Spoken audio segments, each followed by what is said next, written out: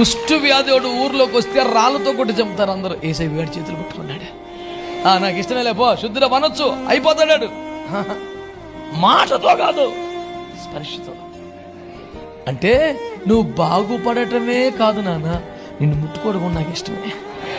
స్తోత్రం చెప్పండి. ఎందుకు ముట్టుకోవాలి? వెళ్ళి వాడిని బాగు చేసే అద్భుతమే కాదు కావాల్సింది అక్కడ, వాడి గుండె గాయాలు కూడా మానిపోయే ప్రేమ స్పర్శ కావాలి. ఈ జబ్బు వచ్చిన దాన్ని బట్టి ఇంట్లో ఎవరికి ఇష్టం లేకుండా పోయాడు. రాత్రి అంతా ఏసై కొండ మీద ఉంటే కొండ కింద కాశాడు మనోడు.